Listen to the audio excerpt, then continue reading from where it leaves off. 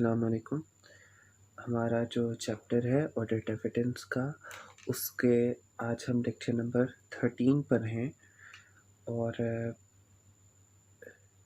Risk assessment का एक topic है जो कि हमने स्टार्ट करना है। पिछले लेक्चर के अंदर हमने बेसिकली कुछ प्रोसीजर्स देखे थे। क्योंकि हमारा चैप्टर ऑडिट एविडेंस का है तो इस वजह से सबसे पहले हमने पढ़ी ऑडिट एविडेंस की डेफिनेशन कि ऑडिट एविडेंस होता क्या है। उसके बाद फिर हमने पढ़ा कि कुछ फैक्टर्स हैं जिस पर ऑडिट एविडेंस होता है वो अफेक्ट करता है, जिसमें quality of the audit evidence जिसको हमने कहा था अप्रोप्रिएटनेस, और quantity of the audit evidence जिसको हमने कहा था sufficiency of the audit evidence. उसके बाद हमने इनके कुछ सब फैक्टर्स पढ़े थे और फिर उसके बाद हमने मूव ऑन किया था एक छोटे से टॉपिक की तरफ कि अगर हमारा ऑडिट एविडेंस सफिशिएंट नहीं होता, बट सारे प्रोसीजर्स हमने परफॉर्म किए लेकिन कुछ सर्कमस्टांसेस ऐसे एग्जिस्ट किए जिसकी वजह से हमारा ऑडिट एविडेंस सफिशिएंसी जो है उसका पैरामीटर क्रॉस नहीं कर पाता, तो फिर अब ऑडिट स्टैंडर्ड्स हमें क्या गाइडेंस देते हैं कि अब एज एन ऑडिटर हमें क्या करना चाहिए। उसके बाद फिर हमने अपना टॉपिक ऑडिट प्रोसीजर्स स्टार्ट किया था कि कुछ ऑडिट एविडेंस अगर हमने अटेन करना है तो उसके लिए कुछ ऑडिट प्रोसीजर्स हमें परफॉर्म करने पड़ेंगे क्लाइंट के ऊपर, जिसके थ्रू हमें कुछ एविडेंस मिलेंगे और फिर हम उसके थ्रू कंक्लूजन पर पहुंचेंगे। वो कंक्लूजन हम अपने ओपिनियन की बेसिस के तौर पर देंगे। तो ये हमारा सारा का सारा सिनेरियो था बैक एंड पर। और अब हम रिस्क असेसमेंट का एक टॉपिक आज हमने पढ़ना है और उसमें हमने कुछ सब टॉपिक्स पढ़ेंगे, रिस्क असेसमेंट प्रोसीजर्स देखेंगे और कुछ एग्जांपल्स देखेंगे रिस्क असेसमेंट प्रोसीजर की। ये पार्ट 1 है, पार्ट 2 नेक्स्ट लेक्चर के अंदर होगा। इस असेसमेंट को, इस टॉपिक को मैंने 2 पार्ट्स के अंदर ब्रेक किया है। उसका रीज़न भी है एक, क्योंकि ये एक लेंथी टॉपिक है।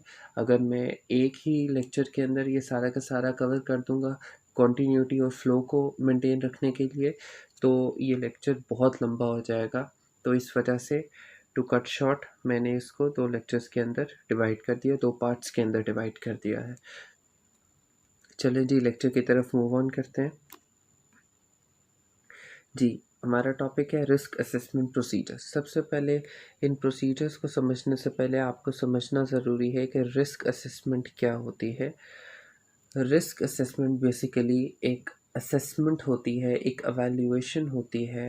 आप एक आइडिया लगाते हैं कि जैसे ही आपने किसी भी क्लाइंट का ऑडिट एक्सेप्ट किया कि ठीक है हम लोग इसके एक्सटर्नल ऑडिटर बनेंगे और हम इस क्लाइंट पर ऑडिट करेंगे, तो उससे पहले आपने कुछ फैक्टर्स होते हैं जो कि देखने होते हैं उस क्लाइंट के अंदर ऑडिट स्टार्ट करने से पहले, ताकि आपका ऑडिट जो है वो एफिशिएंटली और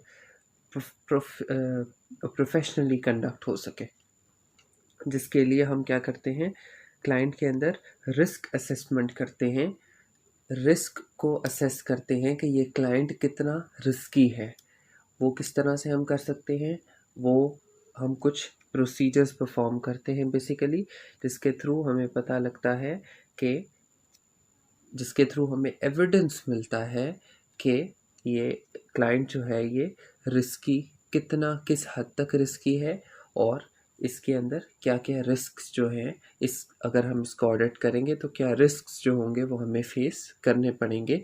और उस हिसाब से फिर हम अपने ऑडिट प्रोसीजर्स जो होते हैं उनको डिज़ाइन करते हैं, ऑडिट प्लान उसी के अकॉर्डिंग हम अपना बिल्ड करते हैं, ताकि जब हम ऑडिट करें तो हमें उन रिस्क का पहले से ही पता हो, ताकि हम अपने जो प्लान है उसके अंदर उनका एक एलिमेंट ऑफ अनसर्टेनिटी या एलिमेंट ऑफ रिस्क जो है उसको इनकॉर्पोरेट करते हुए अपने प्लान्स को इस तरह से डिज़ाइन करें ताकि हमें आगे कोई प्रॉब्लम ना हो। ठीक है जी, तो मैंने आपको बता दिया कि रिस्क असेसमेंट क्या होता है और ये हम क्यों करते हैं, और इसको करने के लिए हमें बेसिकली कुछ प्रोसीजर्स परफॉर्म करने पड़ते हैं। एक बात याद रखिएगा कि जो रिस्क असेसमेंट होता है ये हम लोग बिफोर ऑडिट जो होता है हम स्टार्ट करते हैं। इसको हमने बिफोर ऑडिट करना होता है, कभी भी ये ड्यूरिंग ऑडिट नहीं होगा, कभी भी ये आफ्टर ऑडिट नहीं होगा, ये हमेशा ऑडिट करने से पहले होता है, एक्सेप्टेंस ऑफ द क्लाइंट के बाद कि भाई हम इसके ऑडिट करेंगे, इस चीज़ की एक्सेप्टेंस के बाद, लेकिन ऑडिट स्टार्ट करने से पहले, ताकि हमें पता लग जाए कि कितना रिस्की क्लाइंट है, ताकि हम उस हिसाब से अपना ऑडिट प्लान डिज़ाइन कर सकें, उस हिसाब से अपना स्टाफ को प्रिपेयर कर सके, उस हिसाब से हम स्पेशलाइज्ड स्टाफ या स्पेशलाइज्ड अगर कोई हमें एक्सपर्ट की ज़रूरत है फाइनेंशियल स्टेटमेंट्स की ऑडिट के अंदर, उसको हम अलाइन कर सकें अपने स्टाफ के साथ। इसी तरह से उस तरह से हम टाइम अवेलेबिलिटी चेक कर सकें कि क्लाइंट कम रिस्की है, इस पे कम टाइम भी लग जाएगा, इस पे प्रोसीजर कम परफॉर्म करने पड़ेंगे, ये ज़्यादा रिस्की है। वो हम सारा पढ़ेंगे आगे अगले चैप्टर्स के अंदर कि किस तरह से रिस्क मैनेजमेंट होती है, किस तरह से हम रिस्क को एवेल्युएशन करते हैं, ठीक है, ताकि हम लोग ऑडिट को एफिशिएंटली कंडक्ट कर सकें बगैर किसी रुकावट के, बगैर किसी हर्डल के। जी, ये तो हो गया जी रिस्क असेसमेंट का बैकग्राउंड। और अब हम पढ़ते हैं कि कौन से प्रोसीजर्स हैं जो कि रिस्क असेसमेंट के अंदर हमें हेल्प करते हैं। हमने जो पिछला लेक्चर था उसके अंदर कुछ प्रोसीजर्स पढ़े थे जिससे हम एविडेंस गैदर करते हैं, तो उसके अंदर ही हमने कुछ प्रोसीजर्स पढ़े थे जिसके अंदर सबसे पहले था जी the procedures that the auditor performs in order to obtain the understanding of. ठीक है, आपने बेसिकली क्या करना है, अंडरस्टैंडिंग ऑब्टेन करनी है। क्यों? क्योंकि आप न्यू हैं क्लाइंट के लिए, क्लाइंट भी आपके लिए न्यू है, आप भी क्लाइंट के लिए न्यू हैं, तो आपने सबसे पहले, unless you were an auditor of that client before, you have to develop an understanding about the client you are doing। ठीक है, तो आपने अंडरस्टैंडिंग ऑब्टेन करनी है एंटिटी के बारे में, यानी क्लाइंट के बारे में, और उसके इन्वायरमेंट के बारे में, उसकी जो मैनेजमेंट है, ठीक है, उनका जो सोशल सर्कल है, उनका जो वर्क सर्कल है, ठीक है, उनके स्टाफ किस तरह से होते हैं, उनके इंटेग्रिटी लेवल्स क्या है, ये सारा कुछ आपने अंडरस्टैंड करना है। और दूसरा अंडरस्टैंडिंग ऑब्टेन करनी है आपने इंटरनल कंट्रोल्स की, जिसके थ्रू फाइनेंशियल स्टेटमेंट्स जो होती हैं जो उन्होंने बनाई है वो प्रेजेंट की जा रही हैं। मैंने आपको बताया था इंटरनल कंट्रोल के ऊपर डिपेंड करती हैं financial statements. Internal control strong होंगे, इसका मतलब स्ट्रांग पॉलिसीज एंड प्रोसीजर्स के थ्रू जो फाइनेंशियल स्टेटमेंट्स बनी हैं वो भी कम गलतियों का उसमें चांस होगा। और इसी तरह से वाइस वर्सा, अगर इंटरनल कंट्रोल्स वीक होंगे, इसका मतलब है कि जो फाइनेंशियल स्टेटमेंट्स उनके से थ्रू प्रोड्यूस हुई हैं उनमें भी एरर का चांस, मिसस्टेटमेंट का चांस ज़्यादा है। तो ये करने की ज़रूरत हमें क्यों पड़ती है before the audit, start of audit? इसलिए क्योंकि हमने क्लाइंट को अंडरस्टैंड करना है, क्लाइंट की एंटिटी को, क्लाइंट के एनवायरनमेंट को, और उसके एनवायरनमेंट, उसके एंटिटी के इंटरनल कंट्रोल्स जो उसने डिज़ाइन किए हैं, जो उसने इम्प्लीमेंट किए हैं, जिसके थ्रू वो फाइनेंशियल स्टेटमेंट्स प्रेजेंट कर रहा है। नेक्स्ट मकसद क्या है जी ये अंडरस्टैंडिंग ऑब्टेन करने का? ताकि आप असेस कर सके रिस्क ऑफ मटेरियल मिसस्टेटमेंट। ठीक है, मकसद क्या है आपका ये सारा कुछ करने का, अंडरस्टैंडिंग ऑब्टेन करने का, एंटिटी का, एनवायरनमेंट का, इंटरनल कंट्रोल्स का, ताकि आप रिस्क को असेस कर सके, रिस्क ऑफ मटेरियल मिसस्टेटमेंट, कि मटेरियल मिसस्टेटमेंट जो है वो फाइनेंशियल स्टेटमेंट में है या नहीं है। ठीक है, इसके बाद किन लेवल्स पर? कोई दो लेवल्स हैं, एट फाइनेंशियल स्टेटमेंट लेवल और at assertion level. In terms की आगे काफ़ी ज़्यादा डिस्कशन हुई है अगले लेक्चर के अंदर, लेकिन मैं आपको फिर भी बता देता हूँ कि जो मिसस्टेटमेंट होती है वो दो लेवल्स पर हो सकती है। या तो वो, अभी मैं आपको बहुत ही ज़्यादा सिंपल वर्ड्स के अंदर अगर बताऊँ तो, misstatement at financial statement level या risk at financial statement level का मतलब होता है बड़ा रिस्क। ठीक है, कि कोई ऐसी मिसस्टेटमेंट हुई है फाइनेंशियल स्टेटमेंट के अंदर जिसका, जो कि फाइनेंशियल स्टेटमेंट को ज़्यादा तौर पर हाईली अफेक्ट कर रही है, उसकी एक से ज़्यादा आइटम्स को अफेक्ट कर रही है। ठीक है, जबकि असर्शन लेवल का रिस्क क्या होता है? ऐसा रिस्क जिसके अंदर फाइनेंशियल स्टेटमेंट जो है वो अफेक्ट तो हुई हैं लेकिन लो लेवल पर, उसके अंदर ज़्यादा रिस्क नहीं है as compare to the financial statement level. तो फाइनेंशियल स्टेटमेंट लेवल का क्या मतलब हुआ कि पूरी फाइनेंशियल स्टेटमेंट एडवर्सली अफेक्ट हुई हैं उस रिस्क की वजह से। और असर्शन लेवल रिस्क का क्या मतलब है कि फाइनेंशियल स्टेटमेंट के अंदर रिस्क तो है लेकिन लो लेवल रिस्क है as compare to financial statement level. इनकी जो ओरिजिनल डेफिनेशंस हैं वो हम लोग आगे पढ़ेंगे। फ़िलहाल आपको जहाँ तक बताने की ज़रूरत थी उतनी मैंने बता दिया है इस चैप्टर को, इस टॉपिक को अंडरस्टैंड करने के लिए। ठीक है जी, ये था हमारा पार्ट 1 जिसके अंदर हमने रिस्क असेसमेंट प्रोसीजर्स हम पढ़ रहे हैं। और हमने पढ़ा कि रिस्क असेसमेंट प्रोसीजर्स पर जाने से पहले, पता करने से पहले कि रिस्क असेसमेंट प्रोसीजर्स होते क्या हैं, क्या क्या करता है एक ऑडिटर।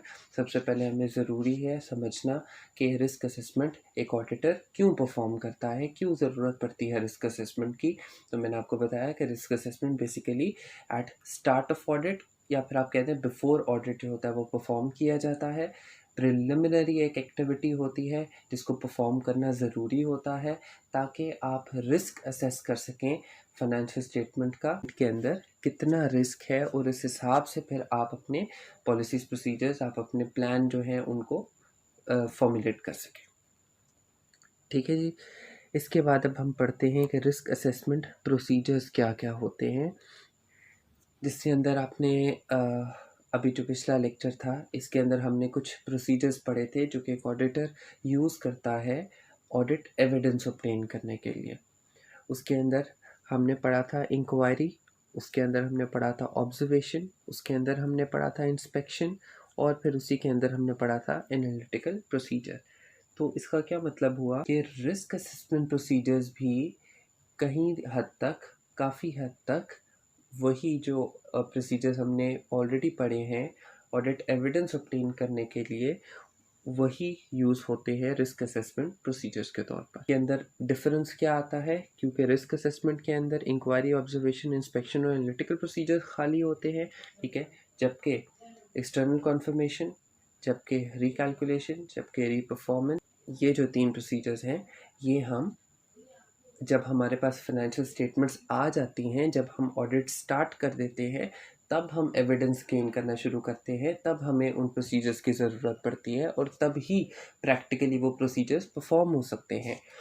ये क्योंकि ऐसे प्रोसीजर्स हैं जो कि हम स्टार्ट या फिर बिफोर ऑडिट भी हम परफॉर्म कर सकते हैं ताकि हम रिस्क को असेस कर सके क्लाइंट के अंदर। अब जाहिर सी बात है, क्लाइंट के अंदर आपने रिस्क को असेस करना है तो स्टार्ट पर ही करेंगे ना। ऑडिट के दौरान रिस्क असेस करने का क्या फ़ायदा, जब आपको पता होगा कि इसके अंदर ये रिस्क है तो आपका जो पॉलिसी प्रोसीजर होंगे, आपके जो प्लान होंगे वो उसके अकॉर्डिंगली डिज़ाइंड होंगे। जब आपने रिस्क का एलिमेंट ही इनकॉर्पोरेट नहीं किया और बगैर रिस्क असेसमेंट के अपना ऑडिट स्टार्ट कर दिया है तो चांसेस हो सकते हैं कि आपको ऐसे कोई मिस स्टेटमेंट्स का पता ही ना चले जो कि फाइनेंशियल स्टेटमेंट्स में हुई हुई है। क्यों? क्योंकि आपने रिस्क असेसमेंट ही नहीं की थी, जिसकी वजह से आपने वो प्रोसीजर्स ही परफॉर्म नहीं किए जिसके थ्रू आप रिस्क की एवेल्युएशन कर सकें, जिसके थ्रू आप अपने एफिशिएंटली अपना ऑडिट को कंडक्ट कर सकें। ठीक है, तो ये कुछ ऐसे प्रोसीजर्स हैं जो कि हम eight the start of audit या बिफोर ऑडिट जो होते हैं वो हम कर सकते हैं। क्योंकि फाइनेंशियल स्टेटमेंट्स हमारे हाथ में नहीं आए इसलिए हम रिकैलकुलेशन, रीपरफॉर्मेंस और एक्सटर्नल कॉन्फर्मेशन नहीं भेज सकते। एक्सटर्नल कॉन्फर्मेशन क्यों नहीं भेज सकते? क्योंकि हमारे पास डेटर्स की लिस्ट नहीं है, डेटर के कंट्रोल अकाउंट्स हमारे पास नहीं है क्लाइंट के। ठीक है, उसके बाद लॉयर्स की हमारे पास इंफॉर्मेशन नहीं है, उनके बैंक्स की हमारे पास इंफॉर्मेशन नहीं है जिनसे वो रिलेटेड है, जिसकी वजह से हम एक्सटर्नल कॉन्फर्मेशन नहीं भेज सकते। रिकैलकुलेशन हम नहीं कर सकते क्योंकि हमारे पास फाइनेंशियल स्टेटमेंट्स नहीं है, हमारे पास ट्रायल बैलेंस नहीं है, हमारे पास जर्नल लेजर अकाउंट्स नहीं है। इसी तरह से रीपरफॉर्मेंस नहीं कर सकते बिल्कुल इन्हीं रीजंस की वजह से। तो ये कुछ ऐसे रीजंस हैं जिनके अंदर हमें फाइनेंशियल स्टेटमेंट्स की ज़रूरत पड़ती है जो कि हमारे पास अवेलेबल नहीं होती, जिसकी वजह से फिर हम क्या करते हैं, रिस्क असेसमेंट प्रोसीजर के अंदर इंक्वायरी, ऑब्जर्वेशन, इंस्पेक्शन और एनालिटिकल प्रोसीजर्स को ही इनकॉर्पोरेट करते हुए इनको प्रोसेस करते हैं और फिर हम अपना रिस्क असेसमेंट जो होता है उसको परफॉर्म करते हैं एज अ प्रोसेस। ठीक है जी, अब हम पढ़ते हैं कि रिस्क असेसमेंट प्रोसीजर्स कौन कौन से होते हैं। सबसे पहला, इंक्वायरी करना फ्रॉम किन 2 बंदों से? मैनेजमेंट से और others with in the entity. हमने ऑडिट एविडेंस के जो प्रोसीजर्स पढ़े थे उनको गैदर करने के लिए, उसमें भी पढ़ा था कि हमें इंक्वायरी जो होती है वो करनी होती है। इंक्वायरी का क्या मतलब था कि हमने बातचीत करनी होती है मैनेजमेंट से और others with in the entity, यानी कि एंटिटी के अंदर मैनेजमेंट के अलावा अगर और कोई स्टाफ है, ऑब्वियसली होगा, ठीक है, या कोई सीएफओ वगैरह, इन सब के थ्रू, इन सब के लिए हमने इंक्वायरी करनी होती है ताकि हमें इनका इंटेग्रिटी लेवल पता लग सके, हमें इनका ऑनेस्टी लेवल पता लग सकते हैं, हमें इनका प्रोफेशनल एटीट्यूड पता लग सके कि ये कितने प्रोफेशनल हैं फाइनेंशियल स्टेटमेंट्स को अपने ड्यूटी को लेकर, ठीक है। उस हिसाब से फिर हमें पता लगेगा, हम रिस्क असेस कर सकेंगे कि अगर तो इनके अंदर इंटेग्रिटी लेवल लो है, अगर इनका ऑनेस्टी लेवल लो है, अगर ये काम के अंदर सुस्ती करते हैं, अगर इनका काम जो होता है उनमें इंटरनल कंट्रोल्स प्रॉपर्ली ये लोग डिज़ाइन नहीं करते। किसी स्टाफ मेंबर से हमें इंक्वायर करते हुए ये बात पता लगी है, स्टार्ट ऑफ ऑडिट ही हम कह देंगे भाई वो इस क्लाइंट के अंदर ना रिस्क है कि मैनेजमेंट ओवरराइड ऑफ कंट्रोल कर सकते हैं, क्योंकि मैनेजमेंट जो है वो लेज़ी है अपना काम परफॉर्म करने के अंदर अपनी ड्यूटीज़ के थ्रू, अपनी ड्यूटीज़ के अगेंस्ट। इस वजह से हो सकता है कि मैनेजमेंट जो है वो फाइनेंशियल स्टेटमेंट्स के अंदर कोई ना कोई अपनी बेस्ट इंटरेस्ट में कोई ना कोई मिसस्टेटमेंट करे जो कि शेयर होल्डर के लिए नॉन बेनिफिशियल साबित हो। ठीक है जी, तो हमने इंक्वायरी करनी होती है। इसके बाद observation of the entities operation, हमने एंटिटी के जो ऑपरेशंस हैं उनको ऑब्जर्व करना होता है। हम क्लाइंट पर जाएंगे स्टार्ट ऑफ ऑडिट में और जाके चेक करेंगे, अच्छा इनके ये ऑपरेशंस होते हैं, इनका कैश रिसीविंग ऑपरेशन या कैश रिसीविंग प्रोसेस इनका ये, 2 बंदे बैठते हैं, एक बंदा जो है वो कलेक्शन लिख रहा होता है, दूसरा बंदा अकाउंटिंग एंट्रीज कर रहा होता है, कोई रिकॉर्ड कर रहा होता है, कोई अकाउंट्स डिपार्टमेंट होगा।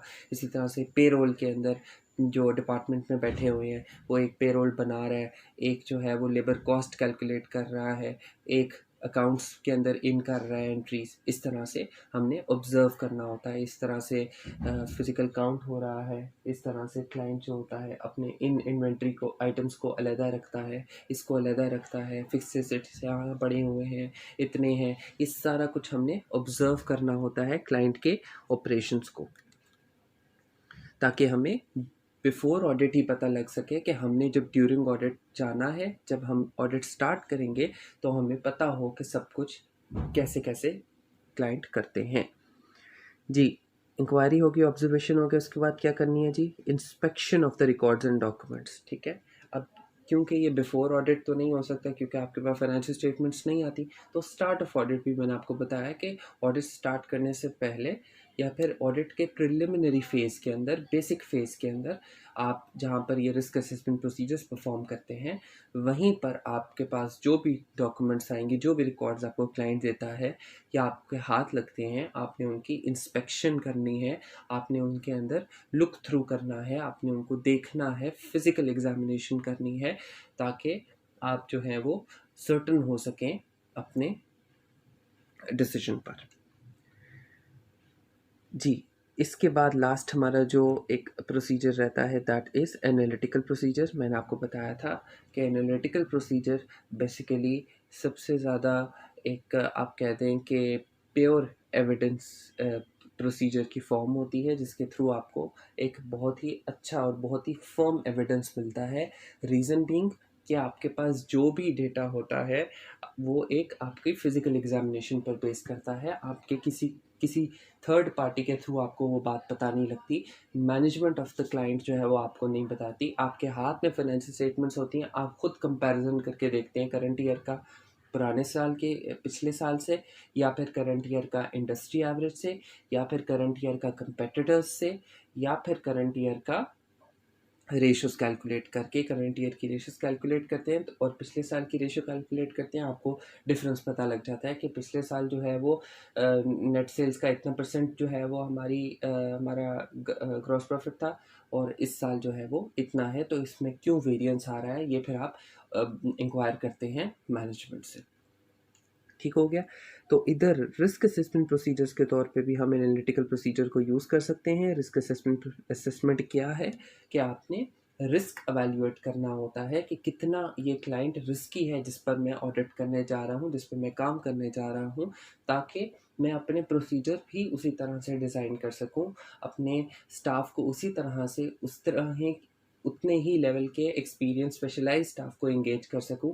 अगर कोई ऐसी इनकी इन्वेंट्री में ये लोग डील करते हैं जो कि बहुत स्पेशलाइज्ड इन्वेंट्री है, तो मैं अपने एक्सपर्ट को अपने साथ रख सकूं जो मुझे बताता रहेगा। अगर ये कोई लैंड ओनरशिप वगैरह का कारोबार करते हैं, कोई LDA समथिंग का कारोबार करते हैं, तो मैं अपने वैल्यूअर को साथ रख सकूं जो कि लैंड की करेक्ट वैल्यू का पता कर सके, ताकि ये मुझे मिसगाइड ना कर सके। इस तरह की सारी जो भी प्लानिंग ऑडिट प्लानिंग करनी होती है बेसिकली आपने इन रिस्क को इनकॉर्पोरेट करने के बाद करनी होती है, ताकि आपका जो लेवल ऑफ का लेवल है, आपकी जो ओवरसाइट का लेवल है, वो कम से कम हो सके, ताकि आप ज़्यादा से ज़्यादा चीज़ों को जो है, उनकी मिस स्टेटमेंट्स को, उनके एरर्स को, उनके फ्रॉड्स को आप पकड़ सकें। क्यों? क्योंकि आपके माइंड के अंदर ये एक सेट डेवलप हुआ होगा कि इस क्लाइंट के अंदर रिस्क है।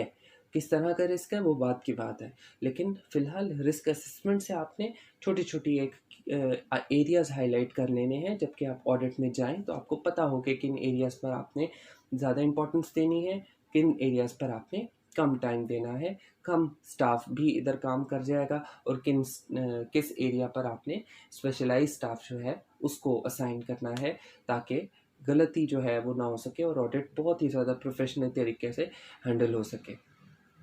ठीक है जी। तो एनालिटिकल प्रोसीजर्स रिस्क असेसमेंट के तौर पे किस तरह से काम आएगा, आपके सामने at the start of audit financial statements आई। बेशक ड्राफ्ट फाइनेंशियल स्टेटमेंट्स थी, क्योंकि ईयर एंड नहीं हुआ था अभी, तो या ईयर एंड होने में टाइम था, आपको पहले बुला लिया ऑडिट के लिए, तो आपके पास ड्राफ्ट फाइनेंशियल स्टेटमेंट्स आएंगी, जो कि फाइनल पब्लिशिंग से पहले की स्टेज होती है। ड्राफ्ट एक फाइनेंशियल स्टेटमेंट को रेडी करते हैं, जिसमें कुछ एरर्स या कोई एंट्रीज़ को एडजस्टमेंट, जो एंट्रीज़ होती है उनको इनकॉर्पोरेट करके उसके बाद फिर वो फाइनल जो होती हैं उनको पब्लिश करते हैं। ठीक है, तो जो फाइनल होती हैं उनको फिर प्रेजेंट करते हैं। पब्लिशिंग तब होगी जब ऑडिटर उनको मार्क कर देगा अपने ओपिनियन के साथ। एक financial statement publish share holder को तभी होती है जब वो ऑडिटर के थ्रू जो होती है वो चेक होके गुजरती है, उस पर ऑडिटर का ओपिनियन जो होता है वो लिखा होता है, यानी कि ऑडिटर की रिपोर्ट अटैच होती है उसके सारे ऑडिट से रिलेटेड। जी, तो अगर फॉर एग्ज़ाम्पल ये एक एग्ज़ाम्पल है ताकि आपको एक्सप्लेन किया जा सके कि रिस्क असेसमेंट जो है उसको हम किस तरह से एनालिटिकल प्रोसीजर को किस तरह से रिस्क असेसमेंट के साथ रिलेट कर सकते हैं एज अ प्रोसीजर। जी, हमारे पास जी ड्राफ्ट फाइनेंशियल स्टेटमेंट्स आई। हमने उसकी ना रेशो कैलकुलेट की डेटर टर्नओवर डेज़ की। हमें पता लगा कि जो डेटर्स हैं, ठीक है, उनसे कलेक्शन जो होती है वो इनसे इस करंट ईयर में हुई है 10 दिनों के अंदर। ठीक है, यानी कि इनका 10 दिन का टाइम होता है जिसमें कलेक्शन होती है। अब पिछले साल की हमने रेशो कैलकुलेट की, क्योंकि कंपैरेटिव जो होती हैं वो फिगर्स भी गिवन होती हैं। तो हमने जब पिछले साल की रेशो कैलकुलेट की तो हमें पता लगा कि पिछले साल तो 5 दिनों के अंदर इनके डेटर्स इनको पैसे दे के चले जाते थे। इनकी डेटर जो डेज़ थे वो 5 डेज़ थे। ठीक है, अब आपने किस तरह से रिस्क असेस करना है कि आपने देखना है कि पिछले साल के कंपैरिजन के अंदर डेटर की जो टर्नओवर डेज़ हैं उनकी जो रेशो है, डेटर टर्नओवर रेशो, वो इंक्रीज़ हुई है। पहले 5 दिन में पैसे दे जाते थे, अब 10 दिन लगते हैं, यानी 5 दिन एक्स्ट्रा लगते हैं। इसका मतलब है कि ये इंक्रीज़ इन डेटर टर्नओवर है, जो कि इन 2 रिस्क्स को बर्थ देती है। सबसे पहला रिस्क डिफ़िकल्टी इन कलेक्शन। ठीक है, यानी कि डेटर्स से पहले आपको 5 दिनों में पैसे मिल जाया करते थे, अब आपको 10 दिनों में मिलते हैं। इसका मतलब 5 दिन एक्स्ट्रा लगते हैं डेटर को आपको कलेक्शन देने के अंदर।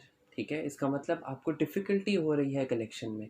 ये आप क्या कर रहे हैं, रिस्क असेस कर रहे हैं इस तरह से एनालिटिकल प्रोसीजर के थ्रू। ठीक है, एक तो रिस्क ये हो गया। दूसरा, provision for bad debt needs to be accounted for. जाहिर सी बात है, जब आपको डिफ़िकल्टी होती है डेटर से कलेक्शन में, तो अकाउंटिंग के स्टैंडर्ड्स आपको कहते हैं कि आप प्रोविज़न जो होती है for bad date, for provision for doubtful debt, उसको आप रिकॉर्ड कर लिया करें, अकाउंट फॉर कर लिया करें। डेटर की एक सर्टेन परसेंटेज होती है, वो जैसे आपके क्वेश्चन के अंदर गिवन होगी, वो एज़ पर द क्वेश्चन आपने देखना होता है कि कितनी percentage of the total debtors, जो क्लोजिंग डेटर्स होते हैं, उनकी एक परसेंटेज होती है जो कि हम प्रोविज़न के तौर पर रिकॉर्ड करते हैं कि हमें लगता है कि टोटल जो क्लोजिंग डेटर्स हैं, इनके 5% या इनके 10% जो डेटर्स हैं वो बैड हो जाएंगे फ्यूचर के अंदर, क्योंकि हम लोग eight the start of audit period हम फ्यूचर का प्रिडिक्ट कर रहे हैं, ये रिस्क असेस कर रहे हैं कि फाइनेंशियल स्टेटमेंट के अंदर जो है provision for bad date record होनी चाहिए थी। अब हम जब हमारे पास आएंगे, हम उस पर सारे के सारे प्रोसीजर परफॉर्म करेंगे, ऑडिट स्टार्ट करेंगे, तो हमें पता लगेगा कि अगर तो इन्होंने प्रोविज़न सही रिकॉर्ड की है तो इसका मतलब है कि इनकी वैल्यू ठीक आ रही है बैलेंस शीट के अंदर, और अगर इन्होंने रिकॉर्ड नहीं की, इसका मतलब कि एसेट्स जो आ रहे हैं बैलेंस शीट के अंदर वो ओवर स्टेटेड है, वो प्रोविज़न से राइट ऑफ नहीं किए गए।